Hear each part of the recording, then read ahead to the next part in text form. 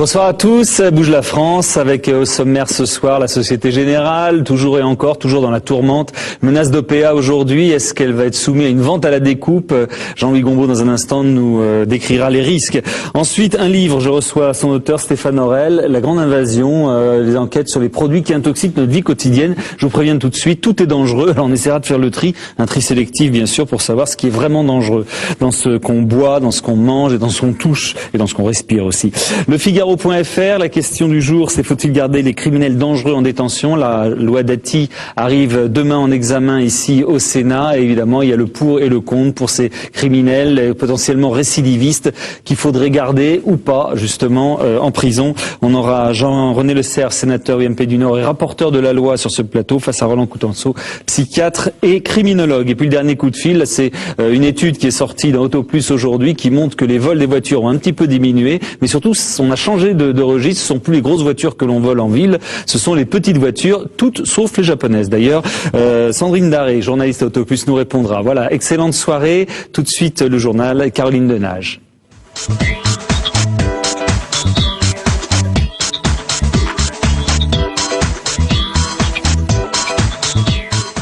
Bonsoir.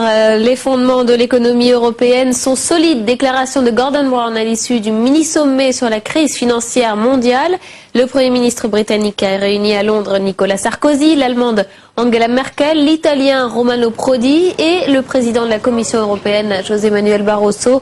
Objectif après le mini-crack du début de la semaine dernière et suite à l'affaire de la Société Générale, réfléchir aux moyens d'améliorer la transparence, la gouvernance et la régulation des marchés.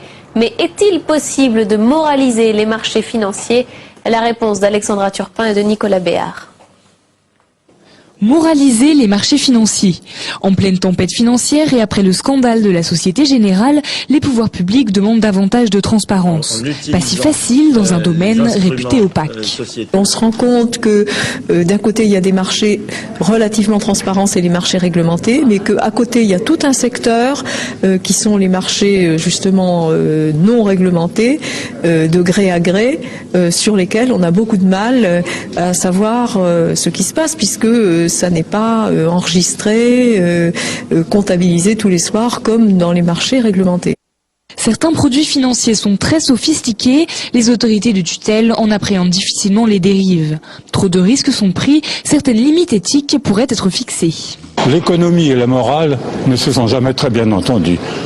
Bon, l'éthique, il faut effectivement qu'il y ait des règles éthiques qui soient posées par les pouvoirs publics pour commencer et adoptées peut-être au cours d'une conférence internationale par les grands responsables des marchés financiers et des grandes institutions financières internationales.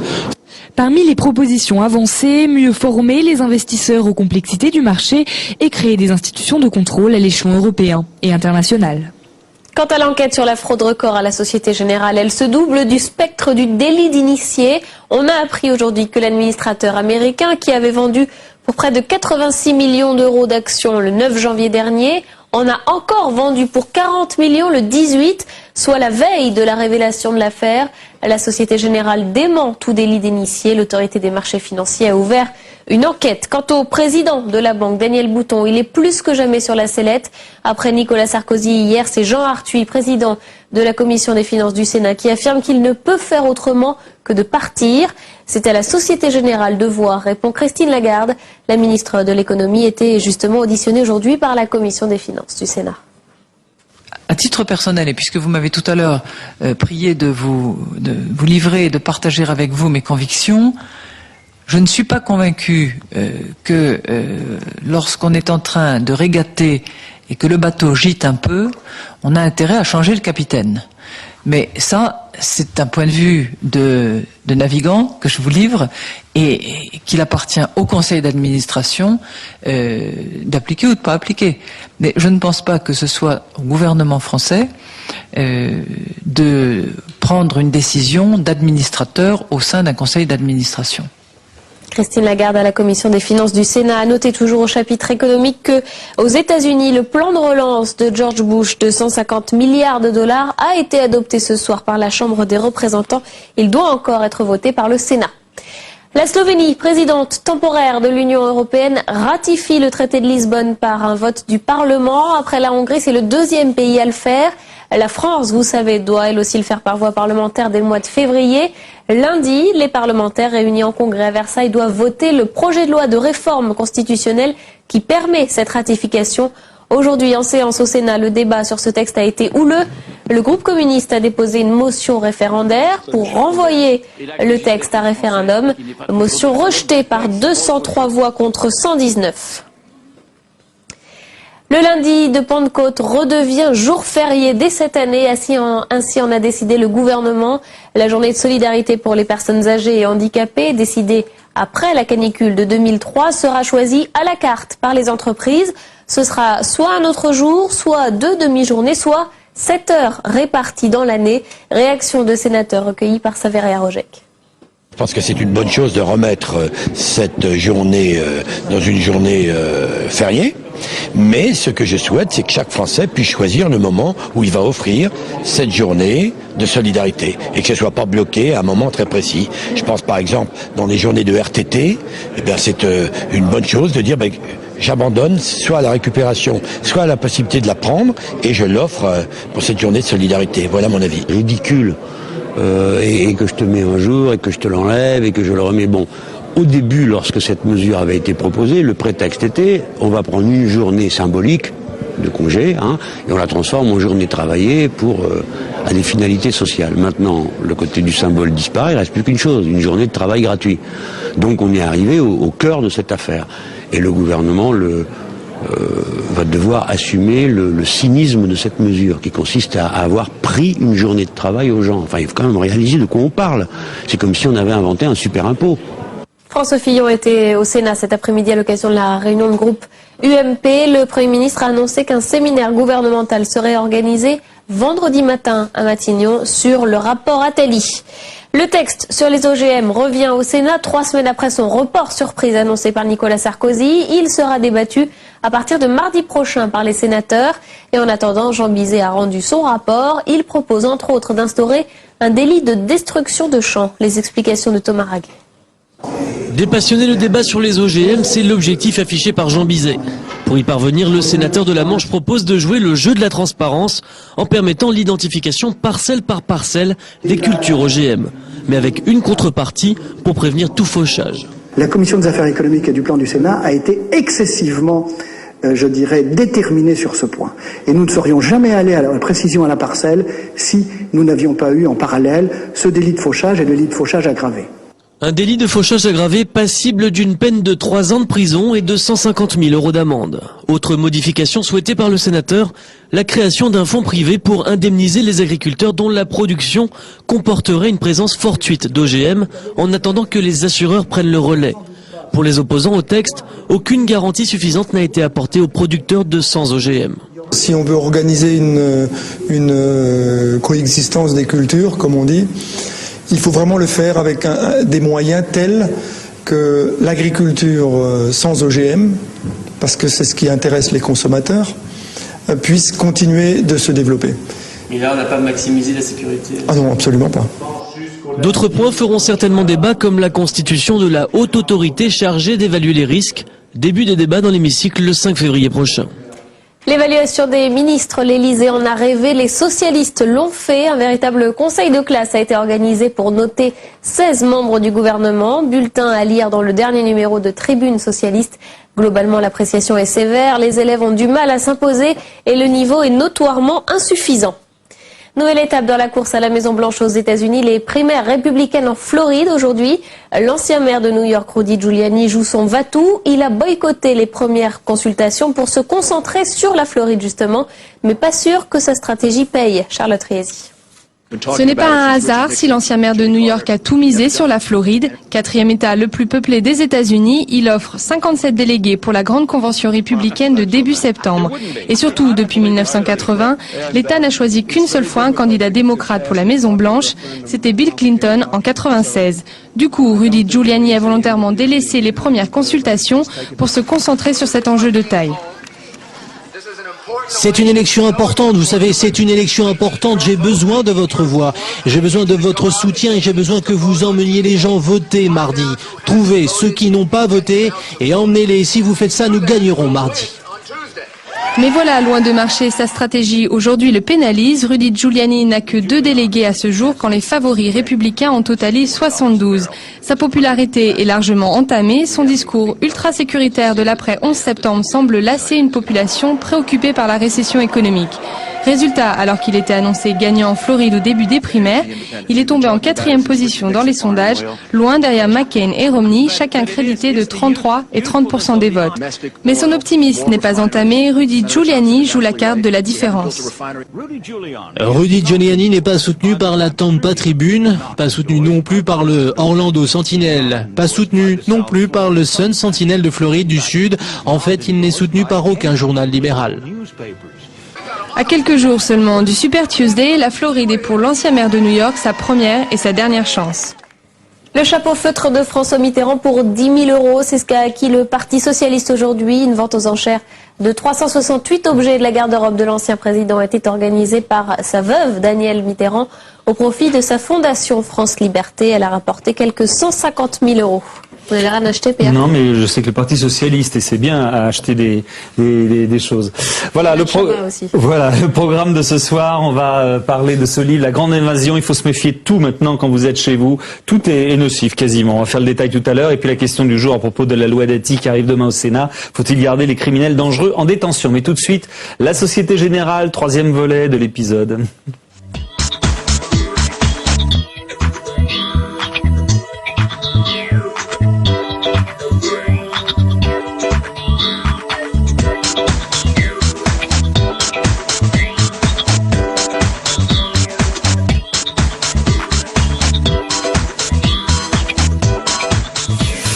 Bonsoir Jean-Louis. Bonsoir Pierre. Alors, la Société Générale, demain c'est le conseil d'administration. Alors bien sûr, on va reparler de l'histoire et le scandale du trader fou. On va parler de la démission potentielle du patron Daniel Bouton, mais on va parler aussi des dernières rumeurs d'OPA aujourd'hui sur le titre qui a augmenté de plus de 10%, c'est ça? Aujourd'hui, en quoi d'ailleurs cette situation actuelle est propice à une OPA? Alors, il faut bien voir que l'OPA sur la Société Générale, on en parle de manière récurrente depuis à peu près 10 ans. C'est une menace et une information qui revient. C'est un marronnier. C'est un marronnier, exactement. Alors, pour 3 raisons essentiellement. La première, c'est que la Société Générale, depuis qu'elle a raté sa propre OPA à l'encontre de la BNP il y a une dizaine d'années, est trop petite. C'est la 12e ou 13e banque européenne et dans le marché européen unique, elle devient petite. Alors c'est une grande parmi les petites ou une petite parmi les grandes, donc elle a un statut moyen qui est quand même déséquilibré. Ça c'est le premier point. Le deuxième point, c'est que nous assistons à une restructuration bancaire intense à l'échelle et des restructurations transnationales. La dernière en date, c'est ABN AMRO, qui est tombé aux mains d'un consortium écossais et belge. Ensuite, troisième raison, la situation récente fait que la Société Générale est affaiblie. Le titre a fortement baissé, 45% à peu près depuis 1 an. Donc, quelque part, la Société Générale, elle est petite et pas chère. Alors, le titre, puisque vous en parlez aujourd'hui, il a pris 10%. Est-ce que c'est une indication sur la menace? Alors, oui, c'est une indication sur la menace parce que le titre avait beaucoup baissé. Si les gens commencent à racheter le titre, c'est qu'ils s'attendent à ce qu'il y ait une offre sur la Société Générale auquel tout le monde, beaucoup en tout cas, voudrait souscrire. Il y a 2 informations dans la journée. Il y a la montée du titre que vous venez de signaler et d'autre part, il y a la déclaration de Monsieur Fillon auprès des députés disant qu'il s'opposerait à tout raid hostile et qu'il se battrait pour que la Société Générale reste une banque française.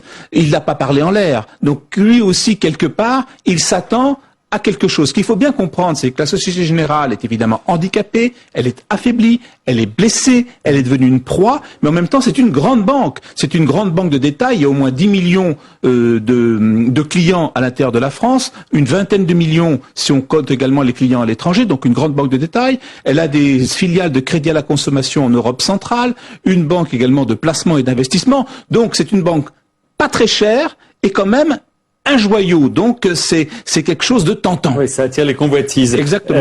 D'ailleurs, on dirait un petit peu, c'est une image, on dirait un petit peu des vautours qui sont autour d'une bête blessée. Oui, tout à fait. Sauf qu'ils veulent, si j'ai bien compris, ces vautours ne veulent pas tous les mêmes morceaux, quoi. Alors exactement. Le problème, c'est que on parle d'un certain nombre de banques, on parle de la BNP. Intéressant de voir que demain la BNP nous publiera également ses comptes, ce qu'avait fait la semaine dernière la Société Générale. Donc on interrogera certainement la direction de la BNP sur cette situation. On parle donc de la BNP, on parle de Crédit Agricole. Monsieur Fillon a dit je tiens à ce que ça reste français, mais on ne peut pas exclure l'introduction de banques étrangères qui viendraient s'installer en France. Et d'autant plus qu'il y a des exemples de cet ordre je parlais tout à l'heure d'ABN AMRO, banque néerlandaise. Le problème, c'est que, si quelqu'un absorbait, ou une banque absorbait la Générale dans sa totalité, elle se heurterait quand même aux lois qui réglemente la concurrence. La BNP peut pas, elle viendra, vous auriez en France plus de 2 banques carrément, donc ça serait pas possible. D'autre part, la Générale, ça vaut 35-40 milliards d'euros, c'est quand même assez cher, donc ça serait intéressant de l'acheter et puis de la revendre par petits bouts,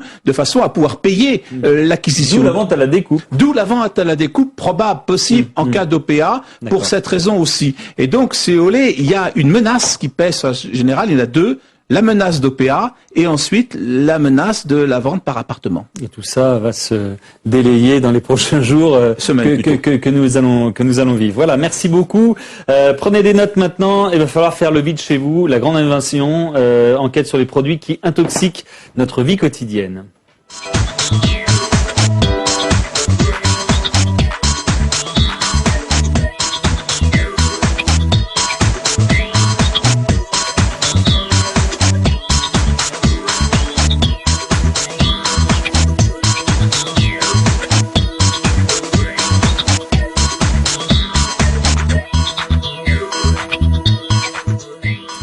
Bonsoir Stéphane Aurel, vous êtes auteur de La Grande Invasion dont je parlais il y a quelques semaines et quelques jours même. On parlait sur ce plateau de l'air que nous respirons dans les appartements, qui est parfois plus nocif que celui que l'on trouve même en ville dehors. On parle également des mauvaises ondes dans les micro-ondes, dans les téléphones, etc. Et alors vous généralisez dans La Grande Invasion. Là, vous parlez de tout ce que nous mangeons, tout ce que nous buvons, tout ce que nous touchons, et ça engendre des maladies, des troubles de la santé, enfin des choses qui sont détaillées dans ce livre. Vous n'allez pas faire un petit peu peur à tout le monde avec ce livre et qui montre quand même qu'il faut se méfier de tout? On utilise souvent l'adjectif anxiogène quand on parle de mon livre, mais je trouve que les journalistes n'ont pas à s'excuser d'informer les gens, même quand les nouvelles sont pas très bonnes. C'est-à-dire qu'effectivement... Mais c'est pas du catastrophisme?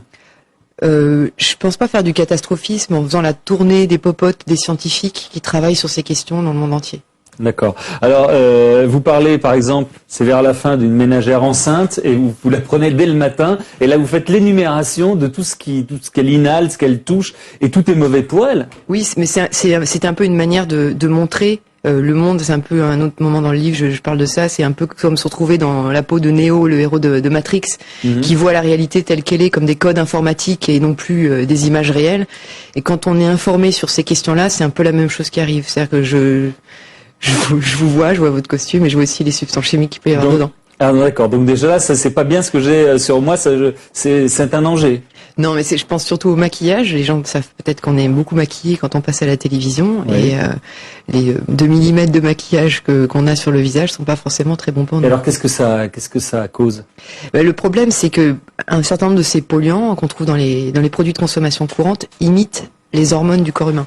Je pense qu'une fois qu'on a dit ça, n'importe qui peut comprendre que c'est un problème quand on sait que le système hormonal est un système extrêmement complexe, extrêmement subtil, et que des hormones de l'extérieur sont sensibles et qui se jouent au microgramme de gouttes d'hormones, d'oestrogènes, les hormones sexuelles, ou bien d'autres hormones qui régulent le stress, le sucre, etc. Alors là, vous parliez du maquillage, mais franchement, tout est dangereux. On va essayer d'énumérer, vous allez vous dire pourquoi et comment. Les ballons de plage, les cartes de crédit, les rideaux de douche. Faut se passer de tout ça, faut aller sur Second Life là pour vivre. Je pense qu'il faudrait aller vivre sur la Lune, et encore, il y aurait peut-être des choses là-bas. On peut pas éviter en fait. C'est ça le problème, c'est qu'on est pris en otage de la société telle qu'elle s'est construite. Les industriels mettent ces substances dans les produits qu'on utilise tous les jours. On nous a pas demandé notre avis. Peut-être qu'aujourd'hui, il faudrait changer ces choses-là justement.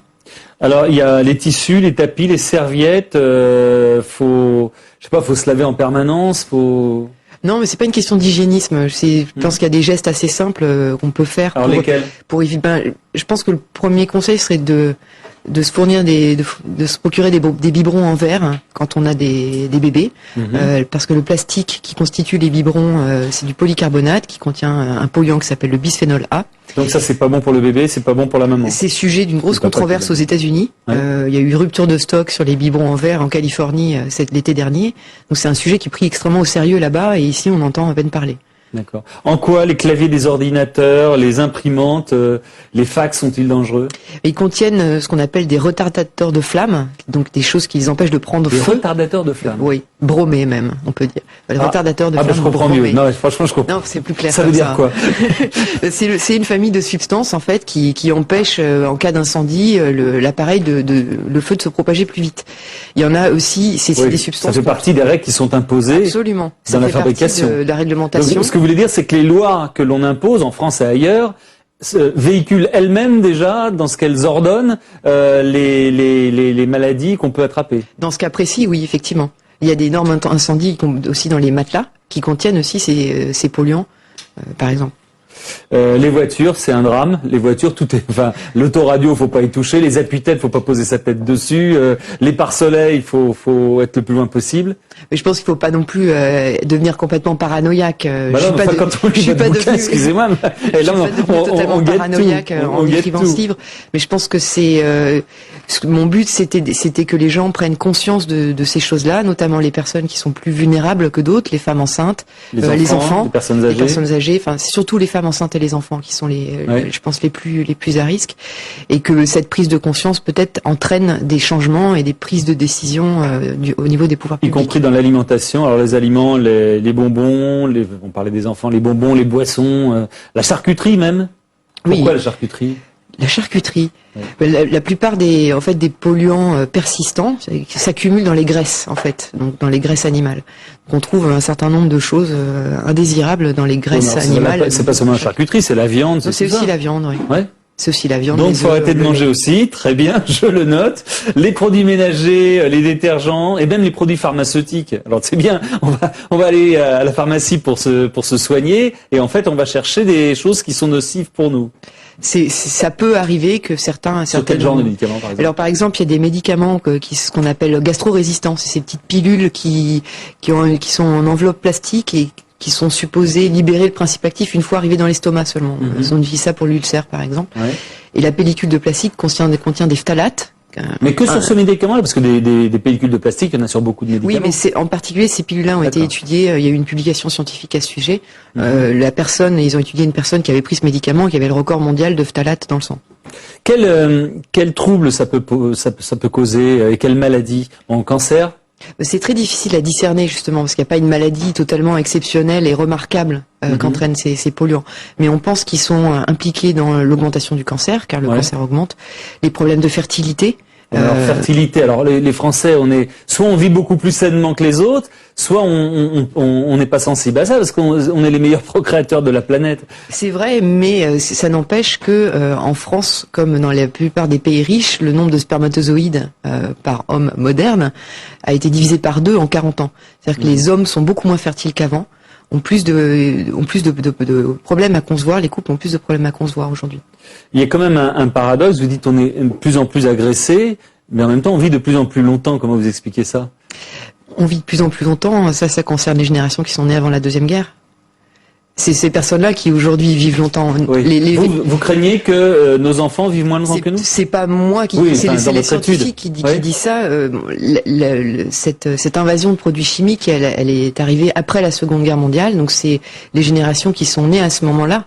Et donc dans 10-20 ans, on va commencer à en sentir les effets, à votre avis? Aujourd'hui, les scientifiques pensent qu'on constate les effets de ce qu'on a fait il y a 10-20 ans. Déjà. Notamment avec, je donne juste un exemple, le cancer des testicules, qui auparavant était extrêmement rare et qui est le premier cancer chez les hommes de 25-45 ans en France.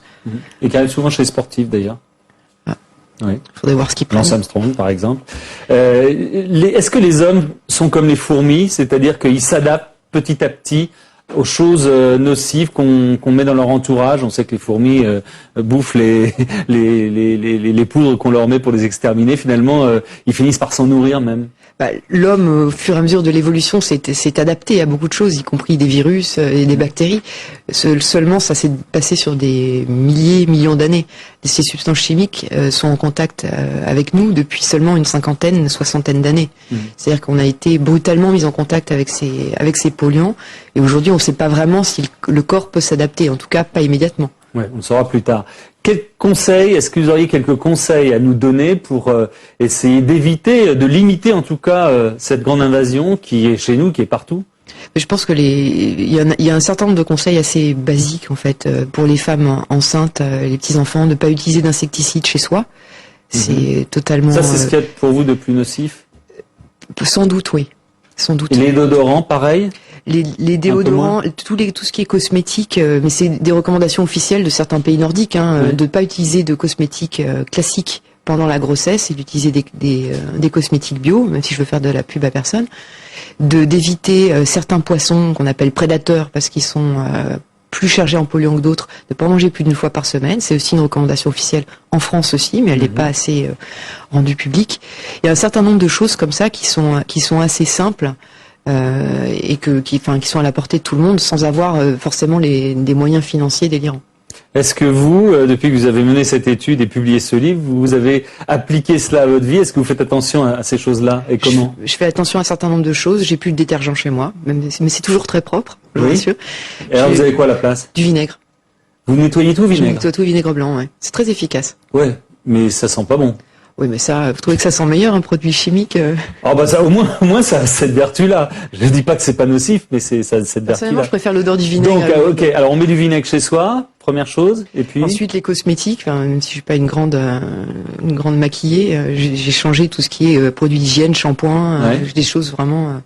Et c'est pas forcément... C'est savon de Marseille, quoi, en gros? C'est, oui, ou des savons bio. Il faut savoir quand même que c'est pas forcément plus cher que les produits classiques. Ah bah non, oui. Parce que c'est souvent, les gens en a priori pensent que les produits bio, écologiques sont plus chers. C'est vrai pour la nourriture. Oui, c'est vrai pour les pommes et les légumes. Pommes, 5 € le kilo, moi-même je n'ai pas les moyens de m'en payer. 5 € la pomme parfois. Mais il faut juste changer ses habitudes, acheter son shampoing par bidon d'1 litre, c'est pas un grand drame. Très bien, merci Stéphane Aurel. Je rappelle La Grande Invasion, enquête sur les produits qui intoxiquent notre vie quotidienne, vous le voyez. Et donc faites attention, lisez ce livre. Bon, c'est difficile de tout éviter, mais on peut acquérir quand même une hygiène de vie qui permet de contourner une partie du problème. Merci beaucoup. On va parler maintenant des criminels dangereux en rétention. C'est la question de Figaro.fr, de publicsena.fr.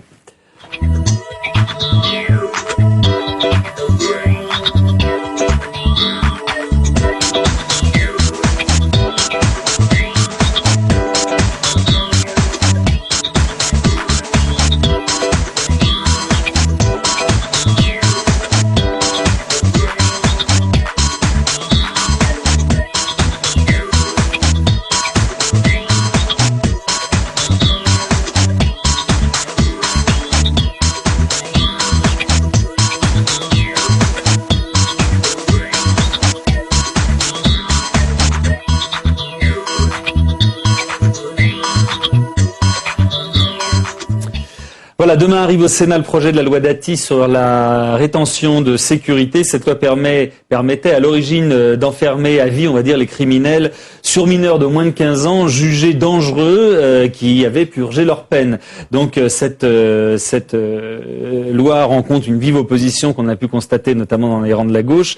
Il y a pour l'instant 2 modifications notoires qui ont été portées par la commission du Sénat. Jean-René Le Cerf, que j'accueille, bonsoir, vous êtes rapporteur du texte et sénateur UMP du Nord, et Roland Coutenceau, psychiatre et criminologue. 2 modifications, vous allez m'arrêter si je me trompe et nous apporter quelques éclaircissements. Dans un premier temps, la première mesure est une extension à tous les mineurs, c'était plus seulement les mineurs de moins de 15 ans, et dans un deuxième temps, une extension pour les crimes commis sur les adultes. Donc c'est ça que je comprends pas. En fait, ça concerne les crimes commis sur n'importe qui. Oui, ça concerne la dangerosité, c'est-à-dire qu'une personne dangereuse, c'est aussi bien effectivement un pédophile que Paulin, l'assassin des vieilles dames de la banlieue parisienne. Donc sur ce plan-là, le Sénat, la commission des lois est assez d'accord sur l'extension. Pourquoi vous avez fait ça? Ce que je comprends, c'est pourquoi vous avez fait ça en 2 fois pour revenir finalement à un tout, quoi. Si vous voulez, parce que le projet de loi, au départ, ne traitait effectivement que des mineurs de 15 ans, c'est-à-dire de moins de 15 ans. Et puis, je crois que ce sont des parlementaires qui, sur ce plan-là, députés et sénateurs, sont vraiment sur la même longueur d'onde et qui ont estimé que ce serait tout à fait saugrenu de devoir redélibérer s'il y avait un fait divers qui concernait effectivement un mineur de 17 ans après-demain, et s'il y avait un autre fait divers qui concernait des vieilles dames dans 6 mois. Donc le vrai problème, c'est le problème de la dangerosité. On s'attaque au problème de la dangerosité. Après, il y a les modalités. Voilà. Alors les modalités sur lesquelles on peut ne pas être totalement d'accord. Et il y en a une notamment qui fait débat, c'est le moins qu'on puisse dire, c'est l'amendement qui a été proposé par le gouvernement, qui propose de la rétroactivité, c'est-à-dire que ce qu'on mettra en place aujourd'hui toucherait tous ceux qui sont en train de purger cette peine-là. Évidemment, ça pose un problème d'anticonstitutionnalité, puisque une loi pénale ne peut pas être rétroactive. Comment vous allez gérer ce problème-là ?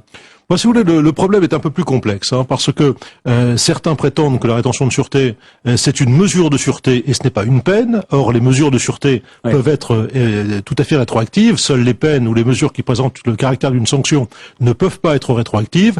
Moi, en tant que rapporteur de la commission des lois du Sénat, j'ai quand même tendance à penser qu'une mesure qui peut être prise à l'égard d'une personne et qui éventuellement peut la maintenir en détention jusqu'au restant de ses jours, pas obligatoirement, puisque c'est revu chaque année, ça me paraît quand même présenter un peu le caractère d'une sanction. Donc, estimant que la disposition ne pouvait pas être rétroactive, la commission des lois, sur ma suggestion, avait proposé une alternative, parce qu'on peut pas dire non plus, on met en place la rétention de sûreté parce que cela comble un vide juridique. Il y a des gens qui ont terminé de leur peine et qui sont de véritables fauves et qui, si on les remet effectivement en liberté, vont immédiatement récidiver. Et ça, les directeurs de prison, les personnels pénitentiaires, les médecins vous le disent. Donc il y a un vrai problème. Est-ce qu'on ne pouvait pas régler ce problème sans la rétroactivité? Moi, je crois que si. On avait proposé plusieurs solutions. Par exemple, on avait proposé pour toutes les personnes condamnées à la réclusion criminelle à perpétuité, c'est quasi 600 personnes en France aujourd'hui, que ces personnes, puisque elles ont été condamnées à perpétuité. C'est ça, on se demandait, ça touche qui? 600 personnes, vous dites? Les personnes condamnées à perpétuité, c'est 600 personnes. Ouais. Les personnes qui sont condamnées à plus de 15 ans, considérées comme potentiellement dangereux, condamnés à plus de 15 ans, c'est à peu près 160 à 180 par an. D'accord. C'est pas, tout cela ne finiront pas en rétention de sûreté, mais d'après la chancellerie, c'est entre 20 et 50. C'est une estimation qui vaut ce qu'elle vaut. Alors, Roland Coutenceau, qu'est-ce qu'on en fait? Puisque l'alternative, c'est est-ce qu'on les remet? Alors, ce sera même pas d'ailleurs dans une prison, ce sera dans un centre différent, on appelle les prisons santé, où il y a eu plusieurs termes qui ont été utilisés. Évidemment, il n'y a pas de solution miracle, mais quelles sont les pistes intéressantes?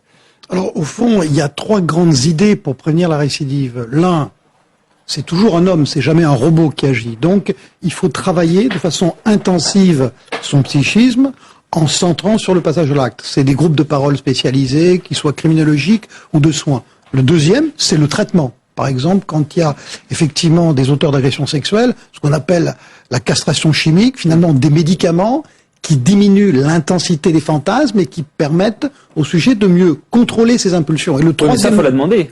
Bien sûr. Non, mais on peut convaincre. Il y a un travail de conviction pour que ces sujets acceptent dans leur propre intérêt de sortir avec le traitement. Et le troisième outil pour le psychiatre criminologue que je suis, c'est la mise en place du bracelet électronique, dont je rappelle qu'il est assez nouveau en France. Pas très utilisé. Pas très utilisé, mais c'est extrêmement efficace. Moi, j'ai été 10 ans psychiatre au Centre national d'observation des prisons de Fresnes, où passent toutes les longues peines. Et au fond, beaucoup de criminels récidivistes m'ont dit j'avais l'illusion que cette fois-ci, je n'allais pas me faire prendre. Et donc, je crois que cette épée de Damoclès, qu'est-ce que c'est le bracelet? Se faire prendre à tout coup. Finalement, c'est un jeu à tous les coups. Expliquez-nous ça, parce que c'est vrai que pour beaucoup de gens, le bracelet, c'est un bracelet qui signale où on est, mais ça n'empêche en aucun cas de récidiver. Je veux dire, certains disaient, oui, comme ça, on saura où est le cadavre. Quoi. Mais, non, regardez, c'est une bonne question, parce que au fond, on est tellement obsédé par le criminel dangereux qu'on pense qu'il n'a pas de cerveau, il n'a pas de stratégie. Et alors finalement, est-ce que c'est vrai que le bracelet n'empêche pas le passage à l'acte? Par contre, il met dans la tête du criminel, quoi que tu fasses, tu seras pris et tu seras puni. Eh bien, ce que je dis, moi, en tant que psychiatre criminologue, c'est que, y compris, je vais le dire un peu de façon provocatrice... Ça joue même pour ces gens qui sont sujets à des fantasmes. Exactement, des sujets tordus, des sujets mégalomanes.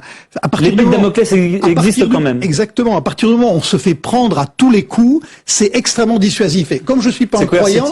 je dis qu'effectivement que la France commence l'expérimentation avec le bracelet. On va voir dans quelques années, les plus dangereux vont sortir avec le bracelet électronique et on va voir effectivement si c'est dissuasif, si c'est une épée Damoclès. Alors, dernier élément de ma réflexion sur ce projet de loi. Moi, je ne suis pas un juriste.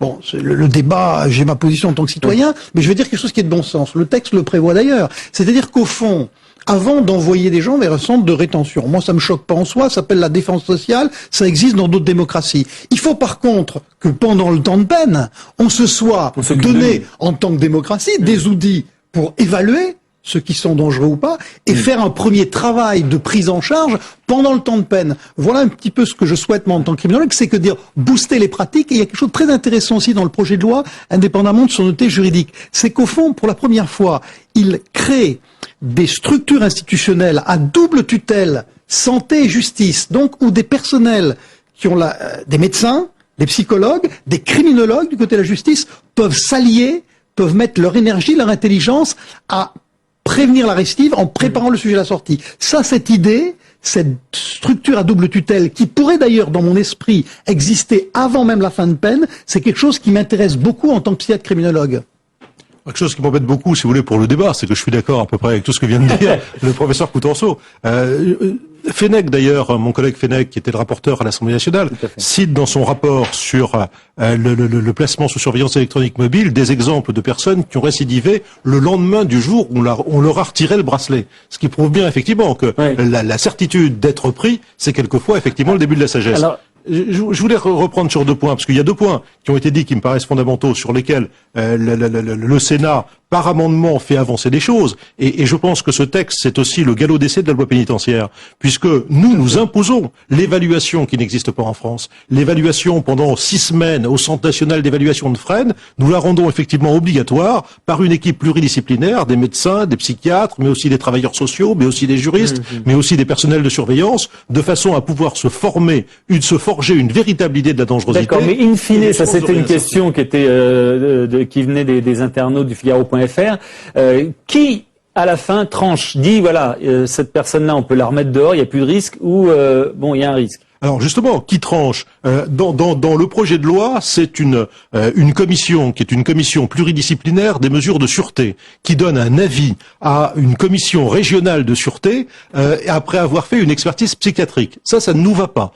Malgré toute l'estime qu'on a pour les psychiatres, on estime que pour approcher le problème de la dangerosité de la manière aussi professionnelle et fiable que possible, et on sait très bien qu'on gagnera pas à 100%. Il y aura toujours effectivement un risque d'erreur. Mais pour être le plus fiable possible, il faut non pas une expertise psychiatrique, il faut une expertise pluridisciplinaire et qui dure pendant plusieurs semaines. Je voudrais vous soumettre les oui et les non, ceux qui sont pour et ceux qui sont contre sur le Figaro.fr et publicsena.fr. Alors pour les oui, certains pensent que ce sont de vrais prédateurs qui doivent suivre des soins et dans la prison et à la sortie, mais est-ce que ça c'est pas déjà prévu dans la loi? Bah écoutez, moi je visite souvent, très souvent les prisons et je constate que autant les soins somatiques, les soins classiques si vous voulez, sont correctement assurés, autant les soins psychiatriques aujourd'hui en prison, c'est vraiment extrêmement élémentaire. Il y a même des secteurs éloignés des grands centres villes ou des grands centres hospitaliers où les soins psychiatriques sont dérisoires. Donc bien sûr, on a une responsabilité. Vous savez, on a beaucoup parlé du cas d'Evrard par exemple, et du petit Denise de Roubaix. Bien sûr, il y a une faute absolument impardonnable de sa part, mais il y a aussi une faute de la société, même une triple faute. Moi j'ai vu le responsable du service médical. C'est celui qui a réussi à avoir du Viagra en prison. Oui, mais il y a pas que ça. C'est-à-dire que à la prison de Caen, il faut 6 mois pour voir le psychiatre. 6 mois pour voir le psychiatre. Est-ce que c'est réellement une offre de soins qui est une offre de soins crédible? Alors d'autres réflexions avant de. On va écouter Elisabeth Guigou pour essayer de voir pourquoi la gauche n'est pas d'accord avec tout ça. Une fois, je vais aller vite, là, c'est Security qui nous envoie ça. Il est primordial de ne pas les remettre en liberté, ces criminels jugés comme dangereux. Une fois relâchés, ils ont de grandes probabilités de récidiver. Est-ce que c'est vrai? Quels sont les taux de récidive? Alors, là encore, vous voyez que finalement, le sujet, c'est comment évaluer la dangerosité. Je pense que c'est une très bonne idée d'utiliser le Centre national d'observation des prisons de Fresnes. Moi, j'ai exercé pendant 10 ans, mais je voudrais dire un petit peu aussi aux auditeurs que évaluer la dangerosité, il y a une technique quantitative et une technique qualitative. Qualitative, c'est l'évaluation pluridisciplinaire dont vient de parler le sénateur. Mais dans d'autres pays, il y a par exemple des échelles statistiques qui sont aussi extrêmement utiles. Je vais donner 3 exemples. Regardez, pour les auteurs d'agressions sexuelles sur mineurs, 3 critères, ou 4, des sujets qui sont particulièrement récidivistes, et c'est du bon sens. Le sujet qui en est déjà à sa 2e transgression. Oui. On se dit pourquoi pas 3. C'est la palisse, hein, les gens qui... Bon. Le sujet qui agresse un enfant en dehors de la famille. Dit autrement, les pédophiles sont plus dangereux que les pères incestueux. Des sujets qui agressent un enfant inconnu d'eux. C'est-à-dire agresser un enfant anonyme, c'est statistiquement plus agressif, plus récidivant qu'agresser un enfant connu de vous, tout simplement parce qu'il peut vous dénoncer. Et 3e élément, être un pédophile exclusif. Il y a des gens qui sont excités exclusivement par les enfants. Voilà, regardez 4 critères que tout le monde peut comprendre, qui sont dans toutes les échelles des démocraties des signes de risque de récidive. On écoute Elisabeth Guigou et je vous ferai réagir après.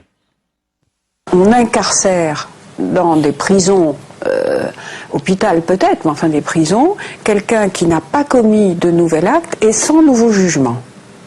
Ça a été aboli par la Révolution française parce que c'était les lettres de cachet. C'était la philosophie qui consistait à mettre quelqu'un en prison pour ce qu'il était et non pas pour ce qu'il avait fait. Et ou parce qu'il était ce qu'il est, ce qu'on soupçonnait que peut-être un jour il allait faire. Bon. Donc c'est contraire absolument à tous nos principes. Voilà, c'est l'ancienne garde des Sceaux qui synthétise un petit peu les positions de la gauche.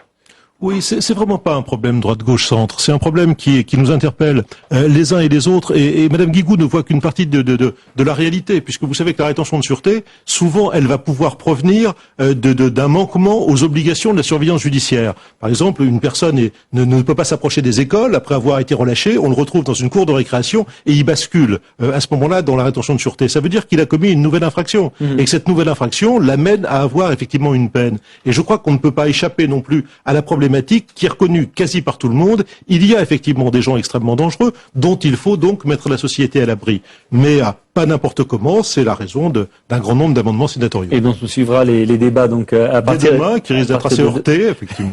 Très bien. Demain, la question du Figaro.fr, de publicsénat.fr, c'est soutenez-vous les actions anti-pub.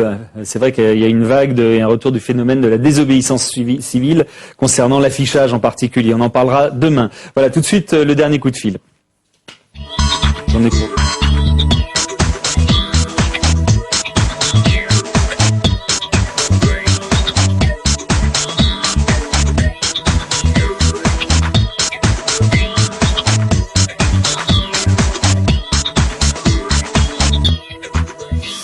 Et Autoplus qui sort aujourd'hui une enquête sur les vols des voitures. Il y a beaucoup de choses qui ont changé. Sandrine Daré, journaliste à Autoplus, est au téléphone avec nous. Donc palmarès 2008. Bonsoir Sandrine Daré. Bonsoir. Alors on vole de moins en moins de voitures en France, ça c'est la première tendance. Mais visiblement l'an dernier on parlait des vols des 4x4, des grosses voitures. Et là c'est vraiment exactement l'inverse. Ce sont les petites voitures que l'on vole maintenant. Oui, effectivement. L'année dernière, on avait un 4x4 de luxe en tête du classement. Et cette année, sur les 3 marches du podium, entre guillemets, on a effectivement 3 citadines et des citadines pas forcément toutes jeunes. On a la Smart Fortwo, la Renault Twingo et la Peugeot 306. En fait, ce sont... Est-ce qu'on sait pourquoi? Parce que une première explication serait de dire, c'est vrai que c'est plus facile à piquer une Smart qu'un gros 4x4 avec des alarmes et tout ça. C'est la première explication et c'est la meilleure, je pense, parce que il y a d'abord le fait que ce sont des voitures très communes, donc on en trouve à tous les coins de rue. Forcément, ça facilite les choses. On n'a pas besoin de les chercher dans des endroits très très compliqués. Mais ensuite, vraiment, la première raison, c'est que ce sont des voitures plus faciles à voler. Elles sont en général privées de systèmes de protection sophistiqués. Leurs serrures sont très faciles à fracturer. Et pour les modèles qui datent d'avant 1998, elles sont dépourvues de dispositifs anti-démarrage. Donc il est facile de les voler. Vraiment, c'est vraiment la première raison. Pourquoi il n'y a pas de voitures japonaises qui sont dans le palmarès? Alors c'est tout simplement parce que ce sont des modèles peu communs en France encore. Tout écrit en japonais, on ne comprend pas pour le pays. Pardon? Non, allez-y. J'ai pas entendu. Mais oui, en fait, on en trouve très peu. Donc voilà, c'est pas des voitures très courantes. Et en plus, ce sont pas des voitures très bien cotées sur les marchés parallèles. Voilà. En général, les modèles très connus, les modèles stars, sont forcément les plus demandés. Très bien, merci beaucoup Sandrine Daré pour cette Auto Plus qui nous montre les statistiques sur les voitures. Je remercie également mes invités, merci à tous les deux d'être venus. Or, Sérène Rousseau réalisait cette émission, Pierre-Henri Gergonne en était le rédacteur en chef, Anthony Saint-Léger et Cécile Sixou l'ont préparé. Tout de suite, l'émission Il y a de l'écho sur les économies des Français sont-elles en danger? C'est la question. Merci beaucoup et à demain 22h. Au revoir.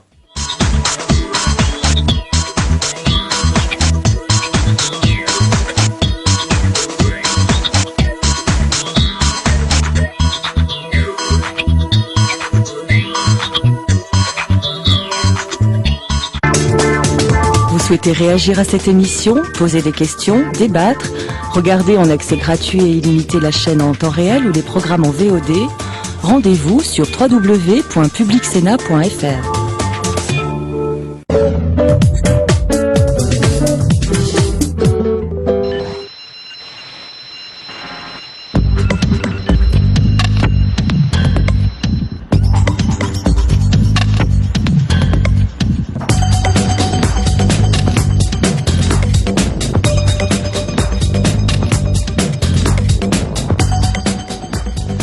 Bonsoir à tous, vous êtes bien sur Public Sénat, c'est notre rendez-vous économique hebdomadaire. Il y a de l'écho avec Françoise Fressos qui représente le quotidien, notre partenaire Les Échos.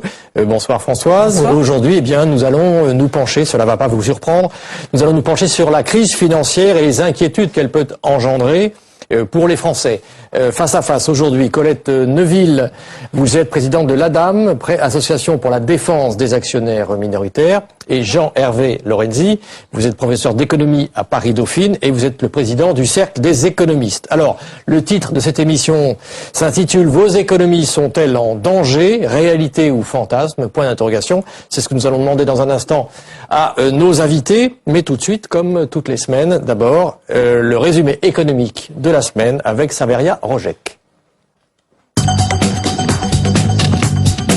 Abus de confiance, faux et usage de faux et introduction dans un système informatique. Jérôme Kerviel a été mis en examen mais laissé libre. En marge de cette enquête, une plainte pour délit d'initié a été déposée par un groupe d'actionnaires. Robert D., un des administrateurs de la banque, a cédé 95,3 millions d'euros d'actions les 9 et 10 janvier, soit plusieurs jours avant la révélation de la fraude. À la Bourse de Paris, le titre Société Générale atteignait lundi son plus bas niveau depuis 2004. Condamné pour pollution maritime dans le naufrage du pétrolier Erika, Total fait appel. Un appel pour le principe, le groupe estime ce verdict injustifié, mais il s'engage à verser immédiatement les indemnités fixées par le tribunal. En clair, Total veut bien payer un peu, mais refuse d'assumer une responsabilité juridique. Les parties civiles envisagent de demander une révision à la hausse des dommages et intérêts versés au titre du préjudice écologique. Lakshmi Mittal reçu à l'Elysée, l'image est symbolique, mais le président du premier groupe mondial d'acier s'est voulu ouvert au dialogue. Les 595 salariés de Gandrange seront reclassés dans une usine lorraine voisine et au Luxembourg. Le sidérurgiste a également annoncé le déblocage d'une enveloppe de 20 millions d'euros pour la formation des salariés. Avec 6 millions d'euros en moyenne, les patrons des grandes sociétés françaises sont les mieux payés d'Europe. Mais ils restent loin, derrière leurs homologues américains qui gagnent plus de 2 fois cette somme. Les patrons britanniques arrivent juste derrière avec 5,85 millions d'euros par an. Alors on le voit, une actualité économique très riche cette dernière semaine. Françoise Fressos, alors dans ce contexte, est-ce que les épargnants ont des raisons de s'inquiéter? Le premier sujet dans le résumé de Saveria, c'était évidemment la crise, le scandale de la Société Générale, le dossier de la Société Générale, puisqu'il y a entièrement enquête. Dans le contexte déjà de crise financière, est-ce que tout simplement les épargnants ont des raisons de s'inquiéter?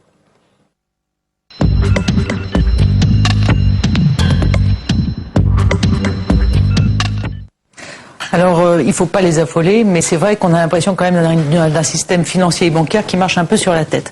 Le fond de la crise sur la Société Générale, c'est quand même le fond de la crise, c'est la crise des subprimes qui a éclaté aux États-Unis cet été. Vous savez, ce sont des crédits immobiliers qui ont été distribués à des ménages américains qui étaient pauvres. Quand les taux d'intérêt ont augmenté, beaucoup n'ont pas pu rembourser. Ça a suscité une crise dans les établissements bancaires, une crise qui s'est propagée à l'ensemble des banques parce que celles-ci ont adossé ces crédits un peu suspects pour faire des produits financiers. financiers qu'elles ont ensuite diffusés dans un tas d'établissements. Donc depuis juillet, on assiste à une série d'alertes. Soit c'est des établissements financiers qui se portent mal ou qui font faillite, soit vous avez des crises de liquidité qui obligent les banques centrales à intervenir, soit vous avez même une crise boursière comme lundi dernier, où les bourses se disent oulala, la crise bancaire est peut-être extrêmement grave, où ils se disent il y a aussi risque de récession aux États-Unis. Donc on est sur un fond où on se dit quel est l'état du système bancaire. Et puis là-dessus, vous avez l'affaire de la Société Générale, où vous découvrez qu'un trader de 31 ans aurait été capable de spéculer de façon absolument frauduleuse, d'après la banque, sur 50 milliards d'euros. La banque est obligée de dénouer les positions, ça se solde par 5 milliards d'euros. Là-dessus, pour compliquer encore le tout, il y a peut-être aussi risque de délit d'initié. Autrement dit, il y a peut-être un administrateur américain de la Société Générale qui était un peu au courant de la crise des subprimes, qui a vendu ses actions avant. Donc vous avez tout un scénario qui fait qu'il y a un vrai doute sur la bonne santé financière et même mentale du système bancaire. Et c'est ça que ça révèle, ça veut dire manque de contrôle, manque de transparence. Ça révèle un système qui est très spéculatif, où on a l'impression que c'est un peu déconnecté de l'économie réelle et il faut faire de l'argent avec ce qu'on a, des instruments financiers. Et puis un manque de contrôle à la fois en interne, ce qui se passe dans la Société Générale, et puis même en externe. On s'est demandé ce qu'avait fait le FMI, ce qu'ont fait les agences de notation, ce qu'ont fait les banques centrales, ce qu'ont fait les autorités monétaires. Et donc il y a un vrai doute sur le bon fonctionnement du système bancaire aujourd'hui. Qu'est-ce qui peut se passer à partir de maintenant? On voit les politiques qui montent vraiment au créneau. On a vu Nicolas Sarkozy qui monte pratiquement la tête du patron de la Société Générale. Il y a un mini-sommet européen pour savoir si on peut réguler un peu mieux. Le politique part fort parce que la crise risque d'être très forte, mais en fait la vraie interrogation c'est qui a une vraie idée de l'ampleur de la crise bancaire, autrement dit quelles sont les contreparties, à combien sont engagées les banques dans toute cette crise, et est-ce qu'il peut y avoir un risque de diffusion à l'économie réelle, est-ce que la crise bancaire peut se propager à l'ensemble de l'économie? Alors autant de questions que nous allons poser à nos invités, ça fait beaucoup. Colette Neuville, d'abord on va parler de l'actualité, la Société Générale, même s'il y a une enquête. Est-ce que pour vous c'est, je dirais, un accident important qui concerne la Société Générale, ou est-ce que ça révèle autre chose, disons, dans le monde de la banque en général? Moi, je crois que ça révèle ce que l'on constate. C'est que on se croyait en sécurité, notamment après l'affaire Enron, parce qu'on avait beaucoup durci les réglementations, aux États-Unis avec la loi Sarbanes-Oxley, en France avec la loi de sécurité financière, la loi sur les nouvelles régulations économiques. On avait vu qu'on avait rendu obligatoire un rapport sur les risques, un rapport sur l'audit interne, un rapport des commissaires aux comptes sur le rapport de l'audit interne. On a vu au niveau européen la directive transparence. Enfin, on avait l'impression que après l'affaire Enron, on avait mis en place une réglementation qui à la fois encadrait les risques et assurait la transparence sur les risques. On avait donc l'impression d'une certaine sécurité. Or, d'un seul coup, avec la crise des subprimes d'un côté, et puis qui est grave, qui est certainement plus grave que ce qui arrive à la Société Générale, parce que en montant comme en étendue, la crise des subprimes, c'est finalement ça c'est la contagion a gagné le monde entier, la méfiance, y compris les banques françaises. On sait très bien que la méfiance a été telle que le crédit interbancaire est devenu quasiment nul, que le financement des opérations financières pose un gros problème et que même le crédit aux particuliers a été réduit. Donc cette crise-là, en amplitude, est plus grave que la crise de la Société Générale. Mais la crise de la Société Générale, qui arrive dans une société dont le président a quand même été celui qui a fait le rapport Bouton 1 et le rapport Bouton 2 sur la gouvernance et sur la transparence. Bon, dans une banque qui a été sacrée champion de la maîtrise des risques. Voilà.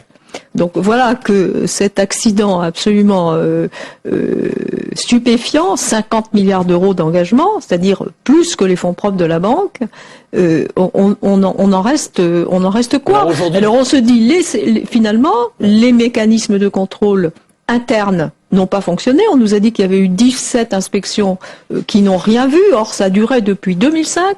Mais moi, je mets aussi en cause la responsabilité des services de contrôle externe. Qu'est-ce que faisait la commission bancaire? La commission bancaire, on a déjà vu le Crédit Lyonnais, elle avait rien vu. La faillite de la banque Palasterne, elle avait rien vu. Les agences de notation, je me souviens, la faillite de la banque Palasterne, elle a été dégradée le lendemain du dépôt de bilan. Et là, la Société Générale, il y a quand même eu pas mal de missions de la commission bancaire. Et finalement, personne n'a rien vu. Aujourd'hui, vous recommandez quoi, à part si on veut essayer de tirer les leçons de tout ce que moi, je recommande. Je pense qu'il faut pas céder à la panique. On va pas voir le système bancaire s'écrouler, mais je pense qu'il faut être prudent. Il faut être prudent lorsque, ceci dit, on peut pas, même si on épluche les rapports annuels et les documents de référence, etc., on peut pas savoir où va arriver le prochain accident. Or, on nous dit qu'il va arriver un prochain accident. Moi, j'ai participé à un débat il y a quelques jours. On nous a dit ça peut arriver n'importe quand, n'importe où. Donc maintenant, il faut savoir est-ce qu'on va continuer à utiliser ce genre d'instrument? Jean-Hervé Lorenzi, ça peut arriver n'importe quand, n'importe où, comme le disait à l'instant Colette Neuville. J'ai pas tout à fait la même sensibilité, mais c'est pour ça on parle d'un débat avec Colette Neuville, dont je connais toute expertise, mais je partage pas tout à fait son approche du sujet. Tout à l'heure, vous avez dit, Françoise, que les sujets étaient, au fond, la financiarisation, c'était le fait qu'on s'éloignait de l'économie réelle et que c'était peut-être ça la caractéristique. Moi, je pense que en réalité, ce qu'on a appelé la nouvelle économie financière, c'est la titrisation, c'est très proche de l'économie réelle, parce que la croissance américaine, la consommation des Américains, le déficit commercial américain a été financé par des mécanismes de titrisation, mais mécanisme en réalité extrêmement compliqué, complexe, donc très difficile à comprendre. Je suis pas sûr que la plupart des gens qui manipulaient ce type d'instruments financiers en avaient une maîtrise intellectuelle parfaite. Je suis même sûr du contraire. Et deuxième aspect, finalement, assez peu contrôlé. Le contrôle de l'affaire de la Société Générale, si on revient là-dessus, moi, je crois que c'est très difficile. D'abord, aujourd'hui, c'est très compliqué de savoir ce qui s'est réellement passé. Et il y a une enquête en cours, donc prudence. Et deuxième aspect, vous n'empêcherez jamais, s'il s'avère que la version que nous avons aujourd'hui, c'est-à-dire celle d'une sorte de hacker, se révèle juste, qui va empêcher quelqu'un de faire ça? Je veux dire, tous les contrôles du monde n'empêcheront pas ce genre de choses. Et sur ce plan-là, je rejoins que sur la détection quand même de l'incident, Colette Neuville rappelait quand même que ça s'est déroulé pendant 3 ans. À l'heure qu'il est, personne ne comprend bien ce qui s'est passé, à mon avis, y compris le jeune garçon. Et donc, qu'est-ce qui a pu se passer? Qu'il ait passé 2-3 contrôles, sans aucun doute, que l'ensemble des chambres de compensation, etc., et plus que les appels de primes aient pu se faire sans que ceci soit regardé, c'est assez compliqué. Donc, moi, je n'ai pas de jugement là-dessus. Je constate juste que ça fait partie du caractère irrationnel de la vie, ça existe. En revanche, les subprimes, qui est quand même le cœur du sujet, beaucoup plus important pour nous, sauf pour la Société Générale sur laquelle je reviendrai, les subprimes, c'est en réalité des crédits qui ont été fournis à des gens qui ne pouvaient pas rembourser. Et donc c'est du contrôle, ça c'est de l'économie réelle, et ça c'est l'impact en est lourd. Maintenant sur la Société Générale, le vrai sujet de la Société Générale, puisque je crois qu'après on n'en parlera plus, c'est que c'est une très belle banque. C'est une banque formidable que toujours compliqué après d'expliquer ce qui a pu se passer. Que le gouvernement a eu raison, le gouvernement a raison d'indiquer que il faut empêcher qu'elle soit victime d'une opération hostile, d'un raid, tout simplement parce que les dommages sur un instrument qui marche bien sont bien connus, et toutes les affaires qui sont faites, notamment dans le domaine bancaire, et notamment récemment, de manière hostile, se terminent en réalité de manière extrêmement difficile pour l'objet. Comme l'objet est un bel objet, faisons attention à cet objet, ils ont raison. Vous trouvez normal que le pouvoir politique intervienne sur un établissement privé? Il ne s'agit pas d'un établissement privé, il s'agit, dans cette affaire-là, il n'y a rien de privé. On est sur une place financière. Lorsque la City à New York est attaquée, c'est la place financière de New York qui est attaquée. Par exemple, que la banque a averti trop tard le gouvernement, comme semblait le dire François Fillon, par exemple. Dans toute cette affaire, objectivement, je me dis qu'on saura peut-être tout ça de manière romanesque ou non dans quelques semaines et pas avant. En revanche, la Société Générale fait partie d'une place financière, elle est un instrument très important de cette place financière, et c'est tout à fait normal que les autorités, appelons ça le gouvernement, appelons ça la Banque de France, appelons ça la Commission bancaire, appelons ça ce que vous voulez, le prennent en compte, en faisant attention, comme le gouvernement néerlandais, au moment où ABN AMRO fut l'objet d'une OPA, a donné son opinion, c'est normal, et ça fait partie j'allais dire, de ce que nous autres économistes appelons les effets externes. Il y a beaucoup d'effets externes dans le domaine financier, et on ne prend jamais un objet financier ou bancaire de manière isolée, d'autant plus que nous sommes, et on va y revenir dans un instant, dans une crise bancaire qui est, elle aussi, a beaucoup d'impact, qui dépasse largement le problème de telle ou telle banque, et qui est normal que les pouvoirs publics... Pour terminer sur l'affaire de la Société Générale, vous êtes d'accord, vous, pour que le gouvernement intervienne en disant pas d'OPA, il faut protéger l'établissement? Comment vous... Que le gouvernement donne son opinion, c'est une chose, mais qu'il intervienne, ça me paraît difficilement admissible dans une économie où le principe, c'est la libre circulation des capitaux, et que c'est précisément la responsabilité des établissements qui sont des établissements phares de l'économie française, de veiller à ce qu'ils ne se mettent pas en situation de faiblesse et donc à devenir des cibles pour des prédateurs. Ça fait partie de la responsabilité des chefs d'établissement, et donc c'est justement pour ça que il faut être beaucoup plus rigoureux sur les contrôles, interne comme externe, et je pense que la responsabilité de la commission bancaire qui n'a pas vu venir, qui n'a pas pu détecter finalement ces risques que prenait la Société Générale apparemment sans le savoir, eh bien moi, si on réclame la démission de monsieur Bouton, moi je réclame celle du gouverneur et du président de la commission bancaire, parce que sa responsabilité est au moins aussi grande. Je ne réclame rien, je suis d'accord avec Colette Neuville sur un point, c'est que l'intervention des pouvoirs publics nationaux, internationaux, du FMI, de l'ensemble de ce que sont les régulateurs de l'épargne mondiale, puisque l'épargne partout dans le monde fait l'objet de protection. C'est légitime, on protège l'épargne des individus. Alors ça peut se situer à différents niveaux. Il est normal que les gouvernements, non pas obligatoirement interviennent, j'ai pas dit ça, mais qu'ils donnent leur opinion, c'est normal. Ceci le cas. Informé. Mais non seulement qu'ils donnent leur opinion, et lorsque Angela Merkel donne son opinion sur les fonds souverains, lorsque les pouvoirs publics un peu partout au fond disent c'est positif ou négatif, ça fait partie de la norme, c'est du bon sens, et en plus, vous savez, ce sont la notoriété d'une place financière, c'est un bien public.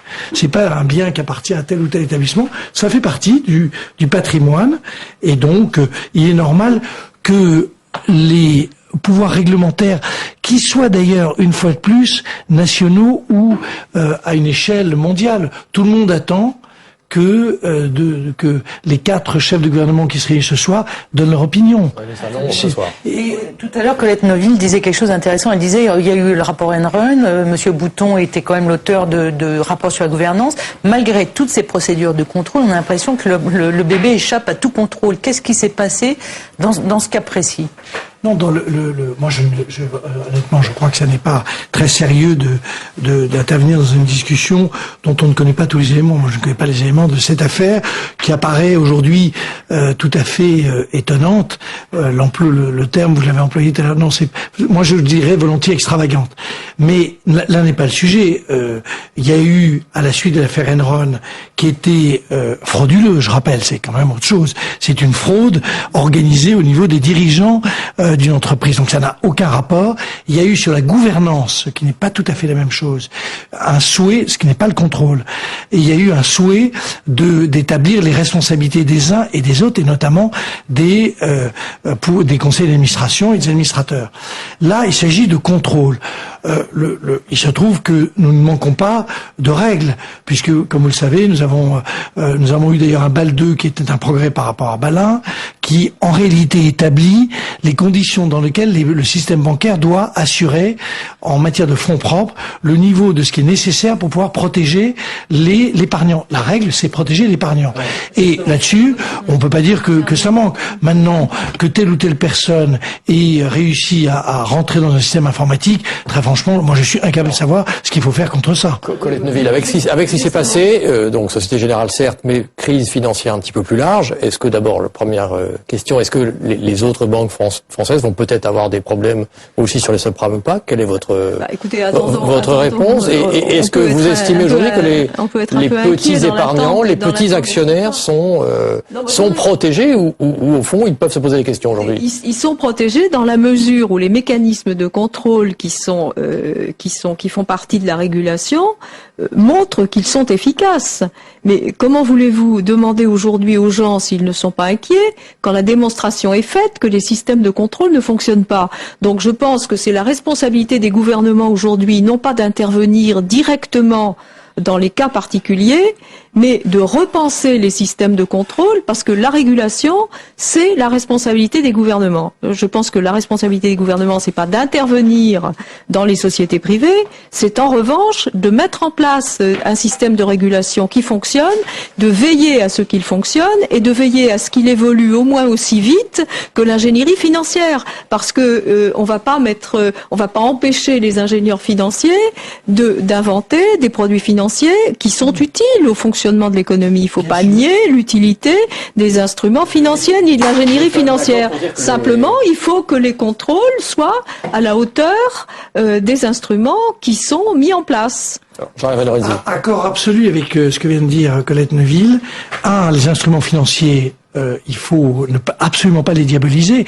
La formidable croissance économique que le monde a connue, elle est liée pour partie au fonctionnement de la titrisation. Le problème, c'est que vous titrisez des produits de crédit qui sont de bonne qualité ou de moins bonne qualité. Il s'avère que là, c'est là où le coup, je partage tout à fait votre sentiment, le mécanisme lui-même est favorable. Je trouve qu'il faut faire très attention à ne pas jeter le bébé avec le haut du bain et jeter les mécanismes de titrisation. Je trouve que ce serait une erreur absolue. En revanche, il faut savoir ce qu'on titrise. Et les subprimes, c'est tout simplement le fait que des crédits ont été faits à des gens qui ne pouvaient pas rembourser. Donc c'est en ça que ça pose un problème. C'est quand même des banques là. Oui, mais il faudrait aussi même si leur métier est aussi de prendre des risques. Il y a aussi un point, c'est que pour l'instant, on a des autorités de régulation et de contrôle qui agissent chacune dans leur coin. Vous avez le régulateur bancaire d'un côté, le régulateur boursier de l'autre, et puis vous avez BAL, le FMI, la BRI, etc.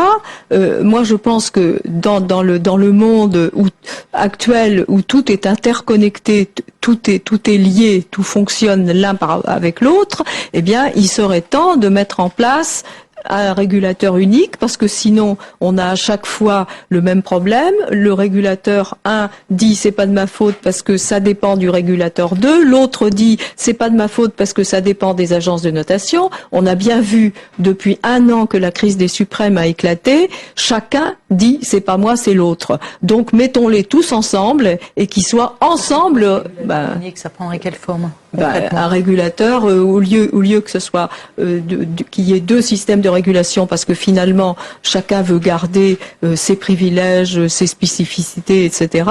Eh bien, il y aurait plus qu'un seul régulateur, parce que est-ce qu'on peut m'expliquer du point de vue d'une société la différence entre les fonds propres et le crédit, puisque indifféremment on se finance avec l'un ou avec l'autre en fonction des taux d'intérêt. Donc il n'y a pas de différence. Autrefois il y avait une différence, mais cette différence n'existe plus. Donc pourquoi est-ce qu'il y a 2 systèmes de régulation séparés? Et puis il faudrait aussi rendre les agences de notation indépendantes du système bancaire. On sait très bien qu'il y a actuellement pas une véritable indépendance, ce qui a fait qu'on a noté en AAA des produits titrisés qui ne le méritaient pas. Et maintenant, ceux qui les ont distribués se retranchent derrière cette notation pour dire, écoutez, moi je n'y suis pour rien, toutes les créances que j'ai distribuées, c'était des AAA. On a oublié une chose, alors les agences de notation maintenant disent, mais attendez, moi j'étais chargé de noter la solvabilité, pas la liquidité. Or, ce que vous vivez aujourd'hui, c'est une crise de liquidité. Moi, je n'étais pas chargée de vérifier la liquidité. Pardon, donc vous voilà, chacun se rejette. Tout ce que vous dites là peut faire un peu peur quand même aux épargnants dans notre pays. C'est pour ça que je dis qu'il n'y a pas de quoi être complètement rassuré, c'est certain. Mais enfin, il n'y a pas de quoi non plus. Vous dites au fond qu'il y a une crise financière aujourd'hui, vous êtes d'accord sur le diagnostic, et donc crise de confiance, notamment des petits actionnaires dont vous vous occupez? Je dis qu'il faut que le gouvernement et les gouvernements et les autorités internationales prennent en compte cette crise pour en tirer les conséquences et redonner la confiance, parce que maintenant la confiance a subi beaucoup de dommages. Alors vous dites confiance, Jean-Hervé Lorenzi, donc on a parlé de crise financière, on peut imaginer quand même que ça puisse avoir des retombées, je dirais, sur le contexte général, le climat économique. Avant d'aborder la question, est-ce qu'on a une idée de l'ampleur de cette crise du subprime? Parce que moi, ce qui me frappe, c'est que depuis juillet, on a des signaux sans arrêt qui viennent, et on a l'impression que les gens ont peur de dire la vérité. Non, je pense que les chiffres évoqués par Bernanke sont crédibles. Il dit que tout ceci ne doit pas dépasser 500 milliards de dollars. 500 milliards de dollars, pardon. 500 milliards de dollars. Il va sembler que c'est la fourchette haute de ce qui est en jeu aujourd'hui. Par exemple, pour les banques françaises, c'est aucune idée. Moi, alors là, je veux dire, non. On ne connaît pas encore tous les comptes. Les banques françaises ont été très sages pour toute une série de raisons. On trouvera toujours des exceptions, mais je pense, on verra à la sortie quand vous aurez peut-être aujourd'hui, il y a en provision, pas en perte. On fait quand même une petite confusion entre les, mais en provision, le montant cumulé de ce qui a été provisionné est de l'ordre sur ce problème de titrisation des subprimes et quelques autres produits est de l'ordre de 100 milliards aujourd'hui. On peut imaginer que on va avoir l'équivalent, peut-être un peu plus, dans les 2 mois qui viennent. Je ne suis pas convaincu que la part du système bancaire français soit très importante là-dedans. D'ailleurs, le chiffre de la Société Générale de 2 milliards, ça vous paraît plausible, crédible? Je crois globalement que le système bancaire français n'est pas en première ligne sur cette affaire de subprime, qu'il est assez solide, ce qui n'était pas le cas du système bancaire allemand, qui, comme vous le savez, a été le premier d'ailleurs à faire ces déclarations, et qui est vraiment celui qui est le plus concerné en Europe. Bonne nouvelle, puisque on constate par ailleurs, ce qui veut dire qu'il y a quand même pas, tout ça doit être remis à sa vraie juste valeur, que l'économie allemande est celle qui se porte le mieux en Europe. Donc ça ne veut pas dire que parce qu'on a une crise bancaire on se porte bien, ça veut simplement dire qu'il n'y a pas de corrélation, de causalité absolue dans la minute qui suit. Première conséquence, on va parler un peu des conséquences économiques générales, mais première conséquence par exemple pour ceux qui recherchent, ceux qui nous regardent par exemple, ceux qui recherchent par exemple des crédits. Aujourd'hui c'est plus difficile, plus cher. Et en même temps, on pourrait dire c'est aussi peut-être un peu plus sage de la part des banques. Votre point de vue?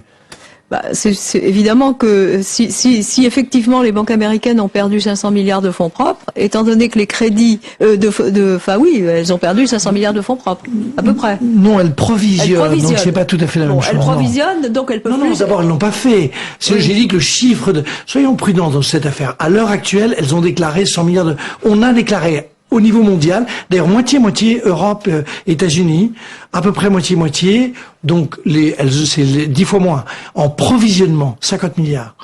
C'est pas. Je rappelle que la crise du LTCM, c'était 100 milliards de dollars. Donc on est sur des chiffres qu'il faut arriver aussi à relativiser. Enfin là, il s'agit des fonds propres des banques. Or, on sait très bien que les crédits, c'est un multiple des fonds propres. Oui. Donc, en raison des ratios prudentiels. Donc, c'est vrai que ça va réduire les crédits. Mais moi, je voudrais quand même revenir un petit peu sur les chiffres. Moi, je voudrais être sûr que quand les résultats vont être publiés, ils reflètent bien la réalité des risques et des pertes. Moi, je vais vous dire ce que je crains. Moi, je crains qu'on fasse un petit peu la même chose que ce qu'on a fait avec l'immobilier dans les années 90, c'est-à-dire qu'une partie des risques et des pertes des banques, enfin des créances douteuses, soit évaluée, étant donné que c'est des créances qui ne sont plus négociées depuis des mois, puisque par définition elles sont illiquides et que c'est ça la crise, qu'on les évalue par swap, c'est-à-dire par échange entre établissements qui détiennent des créances douteuses. Donc, si on les échange à des valeurs qui peuvent très bien être fictives, comme on a échangé les immeubles dans les années 90. Hein, c'est l'histoire de, on échange un chien aveugle contre 2 chats borgnes. Bon, eh bien, moi j'ai peur qu'une partie des créances douteuses soit évaluée par échange avec des valeurs fictives entre banques, que les commissaires aux comptes finalement certifient tout ça parce que ça sera des valeurs de marché puisque ça a été échangé, donc en norme IFRS ça sera des valeurs de marché. Donc moi j'ai eu une discussion il y a 2 mois avec la direction comptable de l'AMF. Ce que j'aurais voulu en matière de transparence, c'est qu'on nous affiche dans les bilans des banques la part des créances qui serait évaluée par swap et pas autrement, de manière à ce qu'on sache ce qui est sujet à caution. Voilà. En fait, vous, ce que vous voulez, c'est de la transparence, de la transparence, et en même temps, on sent bien que de l'autre côté, c'est quand même maintenir un minimum d'optimisme pour éviter, et de crédibilité pour éviter de décourager. Oui, et aussi, je me rends bien compte aussi que la manière de lisser finalement les pertes sur plusieurs années, ça n'a pas que des inconvénients, parce que ça rend le choc moins dur à supporter. Donc, est-ce qu'il faut accepter moins de transparence pour avoir un choc moins important, ou est-ce qu'il faut de la transparence à tout prix? C'est vrai qu'il y a du pour et du contre dans les 2 thèses. Moi j'ai écouté le sujet, puisqu'on évoque maintenant la situation économique, n'est pas très compliqué. Il y a une partie qui est certaine, c'est qu'on a une crise immobilière, essentiellement aux États-Unis, un peu en Europe, en Espagne et en Grande-Bretagne. Bon. Aux États-Unis, on connaît leur capacité de réaction, on connaît leur réactivité. Je crois quand même que on est en train de passer à une fin de cycle et que on arrive à une période où, comme dans toute fin de cycle, il y a quelques semestres qui vont être un peu plus difficiles. Ça, c'est le problème. Non, je ne crois pas que plutôt d'ailleurs de 2009 en réalité. Je pense que l'année 2008 sera moins terrible, sauf si. Alors donc, premier aspect, il y a un phénomène qui est réel, qui est constaté. On a produit beaucoup de logements, beaucoup de ceci, beaucoup de cela. Pour les raisons que tout ça a été financé très largement dans des conditions trop favorables, et on se retrouve avec un stock de biens qu'il faut écouler. En réalité, on se trouve dans un cadre très traditionnel qu'on connaît. Tout ça nous amènera à un ralentissement qui est déjà en cours, très fort de l'économie américaine, un tout petit peu de l'économie européenne, peu de l'économie européenne, qui reste assez solide pour des tas de raisons qui n'ont rien à voir avec ça et qui sont en réalité liées à la conjoncture allemande, qui elle-même est liée à la espèce de capacité qu'elle a eue de se créer. Pour la France et pour la France. Pour la France, je suis prêt à parier que le taux de croissance de la France en 2007, c'était il y a quelques jours, donc on est encore quasiment dans cette affaire, aura été légèrement supérieur à 2%, et donc on a eu une année 2007 qui n'était pas mauvaise par rapport à notre croissance potentielle qui n'est pas exceptionnelle. C'est une réalité.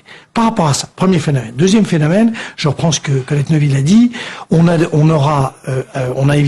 l'évidence la reprise d'une partie des crédits qui ont été titrisés. Ceci entraîne un besoin de fonds propres. Ce besoin de fonds propres entraîne en réalité un ralentissement des capacités de crédit au niveau mondial, et donc c'est là où se situe le sujet. Pas dans la crise cyclique, mais là. Comment peut-on faire? Là, nous avons besoin... Est-ce que quand même ça, pardon de vous interrompre, est-ce que ça influe pas quand même, par exemple, sur le moral des ménages, qui est franchement pas très bon aujourd'hui en France, et quid, par exemple, des investisseurs? Est-ce que ce contexte, crise financière, est-ce que ça fait pas fuir un peu les investisseurs potentiels? Alors, à l'heure actuelle, comment démêler ce qui est de la partie du léger ralentissement européen et de la crise, disons, du ralentissement net aux États-Unis, et de ce qui est lié à la crise bancaire, qui nous passionne, mais qui en réalité n'a pas entraîné pour le moment de relèvement massif, je dis bien massif, des taux d'intérêt qui sont fournis, ni de crédit crunch. Quelle est la part? Moi, j'en sais rien. Si quelqu'un le sait, je serais ravi de l'apprendre. Maintenant, ce qui est intéressant, c'est ce qui se passera dans les 2-3 mois qui viennent. Alors, soit on est capable d'adoucir le phénomène, peut-être en étant moins vertueux, Oui, mais la vertu, vous savez, souvenez-vous de Robespierre. Souvenez-vous de Robespierre. La vertu est une des choses les pires qu'on puisse y. Voilà. Il faut en être conscient, mais la vertu. Et on est capable, de faire ce que un certain nombre de grandes banques américaines avaient lancé. Vous vous souvenez, le conduit qui avait été créé au départ, lancé il y a maintenant 2 mois par JP Morgan, etc., par un certain nombre on fait des conduits où on est capable de canaliser, de regrouper, de segmenter, c'est la partie des produits qui pose réellement problème. Et puis là, on trouve un mode de financement spécifique, c'est ce qu'on appelle banalement une défaisance. Mais on le fait de manière intelligente quand on ne sait pas. Et en réalité, c'est un atout massif, c'est que on arrive à bien isoler la partie qui est une partie délicate. Et on arrête ce phénomène de pollution sur l'ensemble des crédits. Premier aspect. Deuxième aspect, on autorise les banques à faire un soft landing, un atterrissage lent, et on leur permet d'amortir la reprise de des crédits plus délicats, c'est-à-dire qu'on leur permet de ne pas se trouver brutalement en situation de besoin de fonds propres massifs, ce qui entraînerait des aspects macroéconomiques. C'est la bonne solution. Alors celle-là, elle nécessite quoi? Elle nécessite que l'on mobilise la plupart des argentiers mondiaux, les gouvernements, pas uniquement les 7, mais les 13, 14 ou 15. Les 4, c'est bien qu'ils se voient, c'est très bien, mais c'est un bout du sujet. Que l'on arrive à calmer les régulateurs à nous trouver une solution, et que l'on tire l'oreille des agences de notation, parce qu'ils ont quand même une part de responsabilité dans cette affaire-là, en leur demandant de ne pas devenir, comme ils ont fauté, de ne pas devenir brutalement plus vertueux que nécessaire, de laver plus blanc que blanc, et donc de dégrader de manière à ça. Tout l'objectif est de permettre qu'il n'y ait pas d'impact macroéconomique massif d'une crise bancaire. Aujourd'hui, par exemple, pour les entreprises, il n'y a pas d'impact aujourd'hui à l'heure qu'il est, non. Mais ce qui compte, c'est ce qui va se passer dans les 2-3 mois qui viennent. On est rentré dans cette crise bancaire, on commence à avoir des spreads qui sont plus importants que précédemment, on commence à voir des impacts, mais tout ceci, en réalité, nous sommes plutôt soumis à 2 mécanismes. Un mécanisme négatif, un mécanisme positif. Mécanisme négatif, c'est la crise immobilière américaine. Mécanisme positif, c'est la force de l'économie allemande en Europe, qui est non négligeable, liée à sa capacité de mobiliser tous les pays qui sont autour et qui sont rentrés dans l'Union européenne. En réalité, qui, comme on le constate dans les chiffres, qui ont permis à l'Allemagne d'avoir un taux de croissance supérieur à 2,5 l'année dernière, et vraisemblablement d'avoir la même chose cette année. Mais Colette Neuville, quand on écoute Monsieur Lorenzi, on a l'impression qu'il y a un problème, mais qui peut se régler. Là, on a l'impression qu'il y aura ni gagnant ni perdant si tout le monde s'y prend bien. C'est votre sentiment aussi ou pas? Moi, je pense qu'il faut tenir compte d'un élément dont on n'a pas parlé jusqu'à maintenant dans cette discussion, c'est l'énorme masse d'épargne dont disposent les fonds souverains. Et moi, la question que je me pose, c'est est-ce que il faut pas en tenir compte maintenant, parce que d'un côté, on voit bien que chez nous, on a une crise de crédit, un manque de fonds propres, etc. On avait une économie qui était basée sur le crédit. De l'autre côté du monde, et dans les pays dont nous étions habituellement les banquiers, il y a une réserve d'épargne qui cherche à s'investir. Donc, est-ce qu'ils vont pas se décider finalement à sauter? La définition des fonds souverains. Alors les fonds souverains, ce sont des fonds qui ont été créés auprès d'un certain nombre de pays qui disposent soit des ressources du pétrole, parce que le pétrole nous coûte cher, mais pendant ce temps-là, il s'accumule chez les pays vendeurs de pétrole, et d'autre part, des réserves de change qui s'accumulent dans des pays, notamment la Chine, qui ont une balance du commerce extérieur très positive. Donc cet argent-là, ils cherchent maintenant à l'investir non plus en bons du Trésor américain, ce qu'ils ont fait pendant des années en soutenant les déficits américains, mais maintenant, ils cherchent à s'investir chez nous.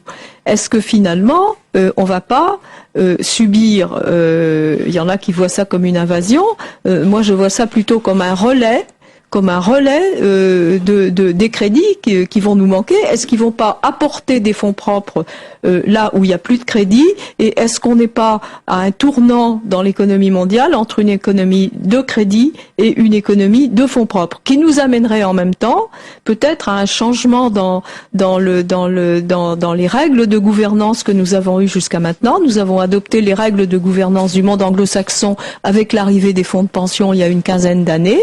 Nous allons maintenant avoir des gens qui vont apporter des capitaux et qui vont apporter avec eux leurs règles de gouvernance qui ne sont pas forcément les nôtres. Et peut-être va-t-on voir renaître un capitalisme qui va ressembler plus au capitalisme des origines, c'est-à-dire un capitalisme où le pouvoir et la propriété ne sont plus totalement disjoints, comme le stade auquel nous sommes arrivés maintenant, dans des sociétés où finalement ni les managers, ni les administrateurs, ni les actionnaires ne sont propriétaires des capitaux. Je trouve que c'est très intéressant.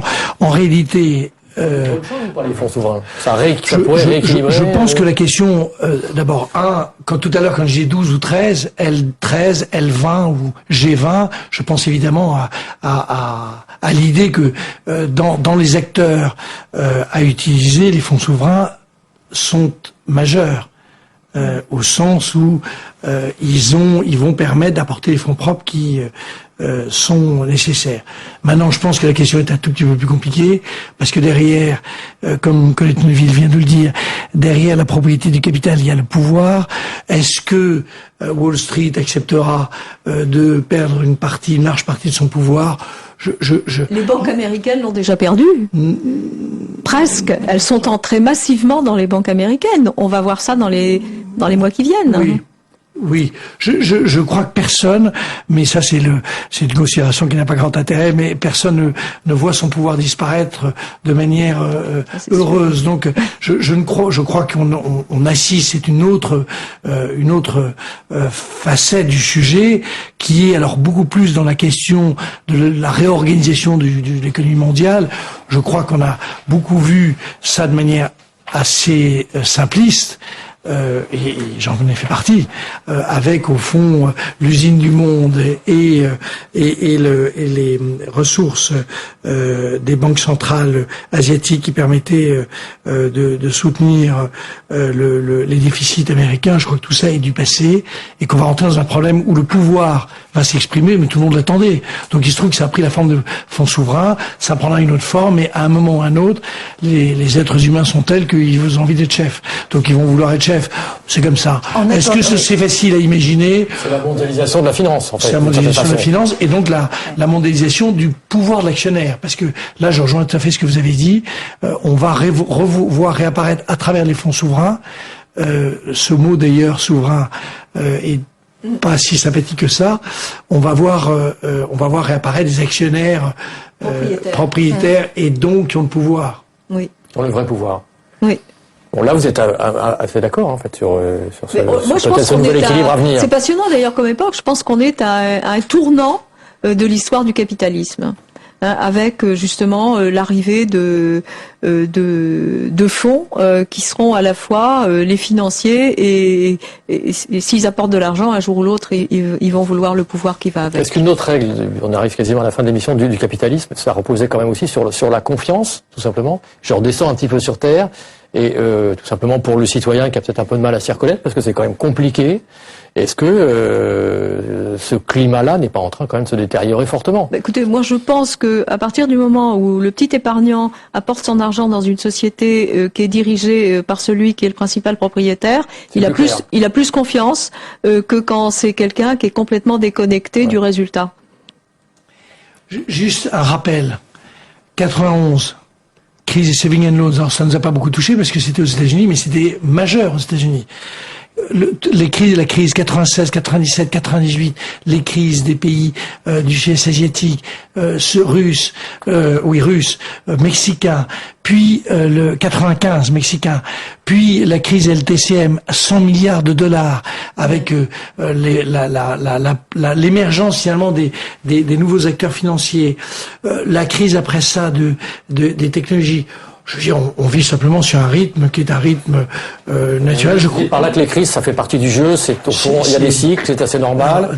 Quand j'étais très jeune, on apprenait qu'il y avait des crises, il y avait les cycles dits de Kitching. C'est 4 ans, 4 ans, 6 ans, 8 ans. Donc on est dans un capitalisme qui est très vigoureux, avec une croissance très forte et des crises très importantes. Et ce que nous avons peut-être essayé d'apporter, alors en Europe et en France, c'est le fait que les crises faisaient souffrir de manière très forte des bouts de la population, des parts de la population, et que nous essayons aujourd'hui de les protéger. Et que merci Jean-Rémy Lorenzi, merci Colette Neuville, merci pour ce cours d'économie vraiment passionnant. Françoise Fressos, le mot de la fin, vous êtes rassurée ou pas ? C'est un peu la question que j'ai envie de vous poser. Je suis un petit peu rassurée quand même. D'abord, je vois bien qu'il faut distinguer l'histoire de la Société Générale, qui est un épiphénomène, et puis la crise du subprime, qui est quand même plus importante. Je vois bien aussi qu'il y a quand même une mobilisation un peu de tous les acteurs politiques, même mondiaux, pour essayer d'adoucir. On a une hypothèse de sortie de crise assez vraisemblable, mais il y a aussi tout cette espèce de transfert de puissance, peut-être des États-Unis vers les fonds souverains, qui est aussi quelque chose à surveiller de près, et en mutation du capitalisme. Voilà. Merci Françoise, merci en tout cas à tous d'avoir suivi cette émission. On se retrouve la semaine prochaine pour un nouveau rendez-vous de Y'a de l'Ego. Bonsoir à tous et merci en particulier à Céline Badet qui nous a aidé à préparer cette émission. Au revoir.